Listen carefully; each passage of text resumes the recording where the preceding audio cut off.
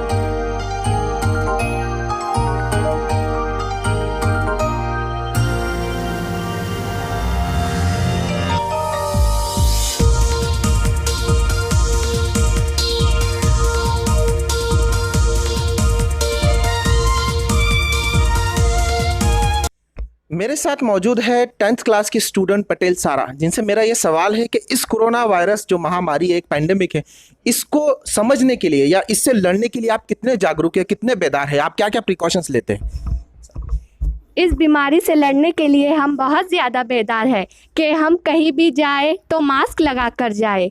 हमें जब भी आए कहीं से तो सैनिटाइज़र से हाथ धोना चाहिए, और हमें इस बीमारी से बचने के लिए सोशल डिस्टेंसिंग बरकरार रखना चाहिए। अब मेरे साथ मौजूद है 12वीं कक्षा के विद्यार्थी मोहम्मद अजील, जिनसे मेरा ये सवाल है कि अभी लॉकडाउन में आप सभी ने देखा कि हम किस तरीके से ऑनलाइन एजुकेशन को प्रेफरेंस दे रहे थे, ऑनलाइन एजुकेशन को हासिल कर रहे थे। तो क्या सरकार ने जो निर्णय लिया है फिजिकल एजुकेशन का, तो बच्चों को क्या लगता है, क्या आप ऑनलाइन एजुकेशन प्रिफर्ड करते हैं या फिजिकल एजुकेशन? आपने देखा सर कि फिजिकल एजुकेशन का सर टीचर लोग के सामने अपन फेस टू फेस में मतलब क्वेश्चन जो सर टीचर लोग पूछते हैं तो उसमें कैसा नहीं समझाए तो कुछ अपन उसका डाउट क्लियर कर सकते सर।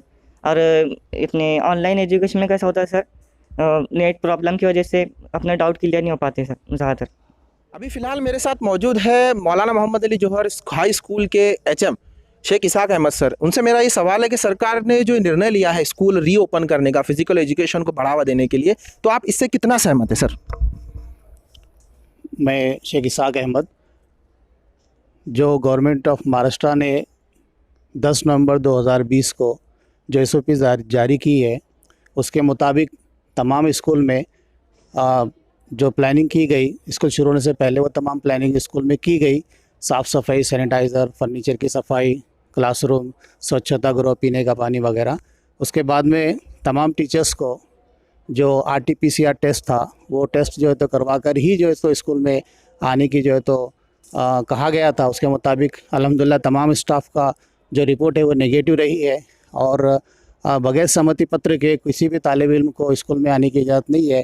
पेरेंट का अवेयरनेस भी किया गया। उसके बाद में जब स्कूल शुरू हो गए तो उसमें सोशल डिस्टेंसिंग और बार बार हाथ धोना, मास्क का इस्तेमाल, ये तमाम पाबंदियां जो है तो की जा रही है और गवर्नमेंट का जो SOP जारी की गई है उसके मुताबिक अगर हर स्कूल में ये काम किया गया तो मैं गवर्नमेंट का ये जो फ़ैसला है स्कूल शुरू करने का उससे बिल्कुल सहमत हूँ। और जो ऑनलाइन में जो चीज़ें रह जाती है वो ऑफलाइन में वो मुकम्मल होती है और तलबा भी जो है तो सेटिस्फाइड होते हैं। तो गवर्नमेंट के इस फैसले से मैं बिल्कुल मुतमईन हूँ और तमाम जो हिदायतें दी गई है अगर उसके ऊपर अमल किया जाता है तो कितनी भी अगर ख़तरनाक बीमारी है उसका मुकाबला हम जो है तो कर सकते हैं अगर ये हिदायतों के ऊपर अमल करते हैं तो। अभी मेरे साथ मौजूद है साजिद सर, जिनसे मेरा ये सवाल है कि सर इस दौर में, इस वक्त में, इस पीरियड में हम जो बीमारी से लड़ रहे हैं तो क्या हम हेल्थ और एजुकेशन दोनों के नुकसान से कैसे बच सकते हैं और हमारे एकेडमिक ईयर को बचा सकते हैं सर? देखिए, नुकसान और फ़ायदा ये हर किसी का अपने अपने हाथ में होता है। गवर्नमेंट अपने तौर पर पूरे प्रिकॉशंस ले रही है और पब्लिक को भी जागरूक करने के लिए उन्होंने कोई कसर नहीं छोड़ी है। तो ज़ाहिर बात यह है कि ये नागरिकों का एक फ़र्ज़ बनता है, कर्तव्य है उनका कि वो पूरी तरह से गवर्नमेंट के जो भी रूल्स एंड रेगुलेशंस उन्होंने हेल्थ को बचाने के लिए जारी किए हैं उस पर हर किसी को एक अमल करना चाहिए, उसके ऊपर उसको ये प्रिकॉशंस को साथ लेकर चलना चाहिए। रहा सवाल एजुकेशन का, तो देखिए एजुकेशन का पहले दिन से ही, जैसे आपने देखा कि जब कोरोना आया तो उसके बाद में एजुकेशन के बारे में सबसे ज़्यादा स्ट्रेस दिया गया कि ये नुकसान को कैसे बचाया जा सकता है। तो गवर्नमेंट ने जहाँ पर ऑनलाइन के प्लेटफॉर्म्स लोगों को अवेलेबल करके दिए, साथ ही साथ ऐसे कई प्राइवेट लोगों ने भी वॉलंटरी बेसिस के ऊपर भी ऐसे प्लेटफॉर्म तैयार कर रखे थे। तो उस नुकसान से बचने के लिए बच्चे दोनों तरफ से अगर अपना फ़ायदा उठाते हैं, जैसे अभी स्कूल 23 तारीख से शुरू हो चुके हैं, अल्हम्दुलिल्लाह आप देख रहे हैं कि अभी स्कूल में बच्चे मौजूद हैं, तो यहाँ पर तो उनके नुकसान को हम बचाने की पूरी कोशिश कर ही रहे हैं। लेकिन मैं बच्चों से गुजारिश करूँगा ख़ास तौर से कि वो कम से कम घर पर भी उनको जो वक्त मिलता है और जो उसकी कमी रह गई है वो उसको अपने हाथ से अपना पूरा कर सकते हैं। जहाँ तक हेल्थ का सवाल है तो वो हेल्थ अपनी खुद की भी बचाने की कोशिश करें, अपने घर वालों की भी बचाने की कोशिश करें। और चूँकि पढ़े लिखे बच्चे हैं और पढ़े लिखे लोग हैं तो इन लोगों को बेदार करने के लिए गवर्नमेंट का साथ चलना चाहिए। मैं ये समझता हूँ कि हम अपने तौर पर इस तरह से बच सकते हैं। आज हमारे स्कूल में 25% आप देखते हैं कि प्रेजेंट ही मौजूद है, बट 25% बच्चे हमारे पास स्कूल में आज अवेलेबल है। वो जो बच्चे 75% बच्चे घरों पर हैं, अब ज़ाहिर बात है गवर्नमेंट ने कहा है कि भैया वो आए, चाहे तो आए या ना भी आ सकते हैं, उनके लिए कोई प्रॉब्लम नहीं। लेकिन वो अगर स्कूल को नहीं आ रहे हैं तो वो कम से कम ऑनलाइन एजुकेशन को अपने जारी रखें, किसी न किसी तरह से अपने एजुकेशन के नुकसान को बचाने के लिए खुद अपने आप की मदद अपने आप कर सकते हैं। तो ये थे मौलाना मोहम्मद अली जौहर, हाई स्कूल और जूनियर कॉलेज के टीचर्स और स्टूडेंट्स, जिनसे हमने बात की और ये जानने की कोशिश की कि सरकार के ये निर्णय को लेकर वो कितना सहमत है। ऑनलाइन एजुकेशन और फिजिकल एजुकेशन के बीच में अंतर क्या सही लगता है, क्या गलत, इन सारी चीज़ों को जानने के बाद स्कूल्स और मैनेजमेंट स्टाफ और स्टूडेंट्स ये बात से सहमत है और इस निर्णय का स्वागत करते हैं कि हम फिजिकल एजुकेशन के साथ पूरे SOPs को फॉलो करते हुए हमारे एजुकेशन को बचा सकते हैं। कैमरा पर्सन शेख कैफ के साथ सैयद तौसीफ अली, SC न्यूज़, सिल्लोड।